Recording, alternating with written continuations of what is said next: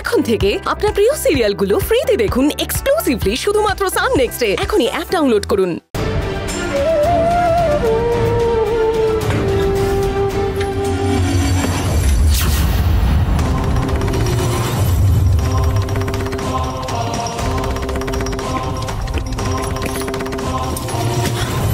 পিসি, পিসি কি করছো তুমি? এসব, এগুলো তো আমার ব্যাগ। জানি এই ব্যাগগুলো যে তোর সেইটুকু বোঝার মতো বোধ বুদ্ধি আমার আছে। আর এই ব্যাগগুলোর মধ্যে যে হাবিজাবি জিনিসগুলো আছে সেগুলোর মালিকও তুই। ভালো কথা বলছি, এই ব্যাগগুলো গুছিয়ে নিয়ে পত্র পাঠ এখান থেকে বিতে হবি।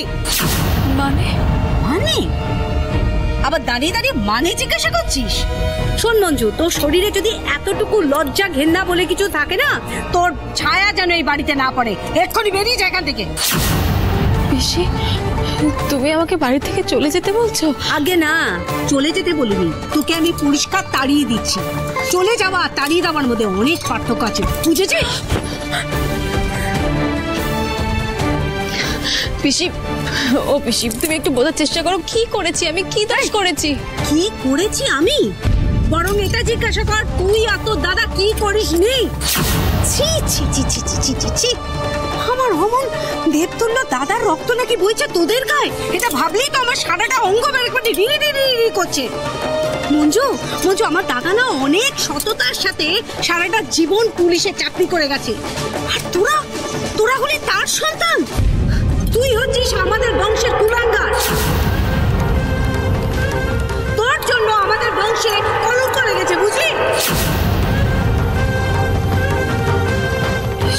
চুকার, কিসের পিসি রে? কে পিসি? কিসের পিসি? তোদের মতো অপগণ্ড ছেলে মেয়েদের পিসি হতে আমি চাই না। বেরিয়ে যা এখান থেকে। তুমি আমার কথাটা একবার শোনো না। আরে চুপ! কি শুনবো রে? কি শুনবো তোর কথা? আসলে কি বলতো, নিজেকে না ভীষণ চালাক মনে করে, ভাবে খুব বুদ্ধিমান। শোন মঞ্জু, তুই কি ভেবেছিস তোর পিসি চার দেওয়ালের মধ্যে থাকে বলে তার কানে কোনো কথা আসবে না, কিচ্ছু বুঝতে পারবো না? তুই অত্যন্ত ভুল ভাবি সেটা। সব কথা আমার কানে এসেছে, সব। দাদা সোনা পাচার করতে গিয়ে ধরা পড়েছে, আর এখন বসে আছে থানায়। আর তুই সে দাদার হয়ে সাফাই গাইবি, আর সেটা আমাকে দাঁড়িয়ে দাঁড়িয়ে শুনতে হবে? পিসি, না জেনে কারোর দিকে আঙুল তুলো না।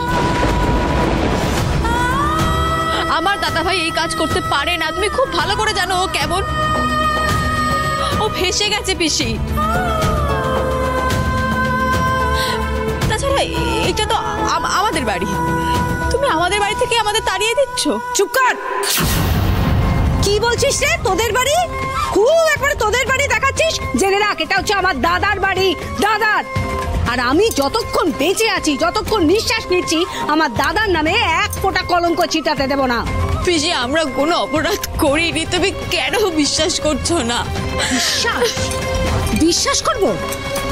তোর মতো অপগণ্ড মেয়েকে আমি বিশ্বাস করব? আমার কি মাথার ব্যারাম আছে?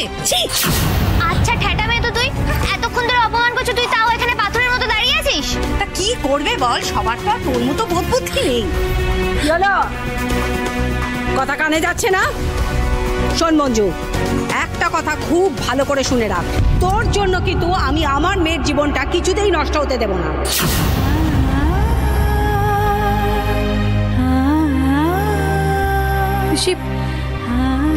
আমার জন্য ওর জীবন নষ্ট হয়ে যাবে? বুঝতে পারছিস না কেন?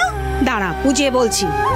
তোর দাদা যদি এই বাড়িতে থাকে না, আমার মেয়ে যখনই পাড়াতে বেরোবে সবাই ওকে টিটকিরি দেবে, পেছনে বলবে ওই দেখ যাচ্ছে চোরের বোন, চোরের বোন। আমি তোর বিয়েটাই দিতে পারবো না। এবার বুঝতে পেরেছিস তোরা ভাই বোনে মিলে আমার মেয়ের জীবনটা কত বড় সর্বনাশ করবি যদি এখানে থাকিস? তাই ভালো ভালো বলছি, তল্পি তল্পা গুটিয়ে এখান থেকে বেরো।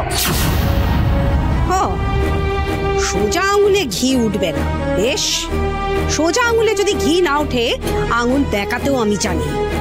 বেশ, মুখের কথায় যদি কাজ না হয় তাহলে হাতের কথাতেই হোক। বেরো তুই, বেরো।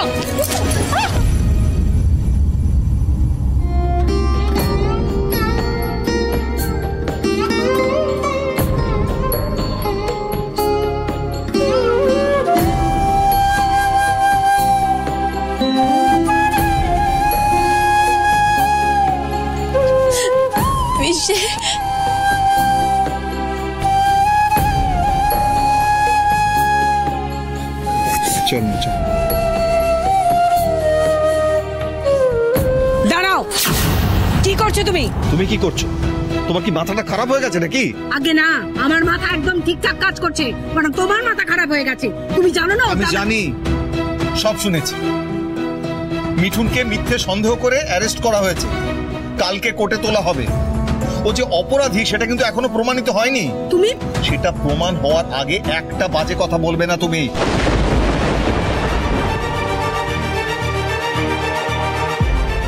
চল না, ভেতরে চল, খাবার বেড়ে খেয়ে নিবি। আয়।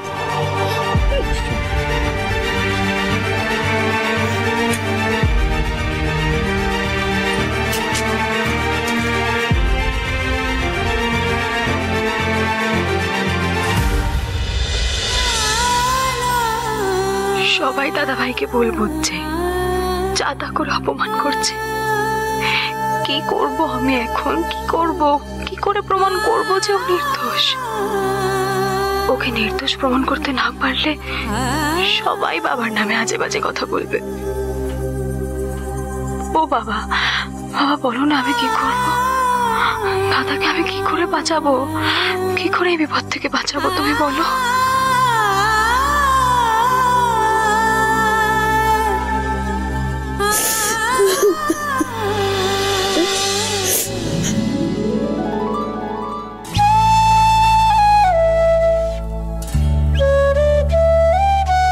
জানিস মা,